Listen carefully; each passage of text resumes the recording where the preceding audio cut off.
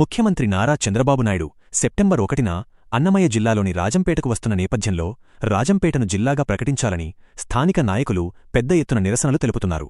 3 సంవత్సరాల క్రితం కూడా రాజంపేటను జిల్లాగా ప్రకటించాల్సి ఉండగా రాయచోటిని జిల్లా కేంద్రంగా ప్రకటించడంతో రాజంపేట ప్రజలు తీవ్ర నిరసనలు, బంద్లు నిర్వహించారు.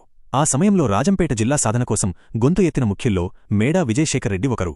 ప్రస్తుతం రాజంపేటను జిల్లాగా సాధించుకోవడానికి అందరూ కలిసి కృషి చేయాలని ప్రజలు కోరుకుంటున్నారు. ప్రజల ఆకాంక్షను ప్రభుత్వం నెరవేరుస్తుందో లేదో చూడాలి. పునర్వ్యవస్థీకరణలో మాకు తీవ్రమైన అన్యాయం జరిగింది.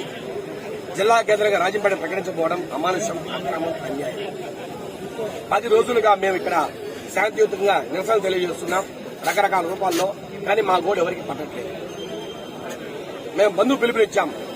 ఈ రోజు బంద్ ప్రశాంతంగా జరుగుతోంది. అయినా మా మీద పోలీసు అంచనా, మమ్మల్ని నీచమైన మాటలు మాట్లాడుతున్నారు పోలీసులు. మేమేమైనా ఎవరైనా విమర్శించామా?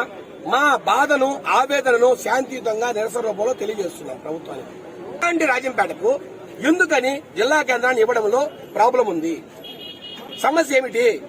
కొంతమంది రాజకీయ నాయకులు, కొంతమంది అధికారులు తప్పుదో పట్టిస్తున్నారు ఈ ప్రభుత్వాన్ని. అది న్యాయం కాదు. మా న్యాయమైన డిమాండ్ కోసం మేము ఎంతవరకైనా పోరాడతాం.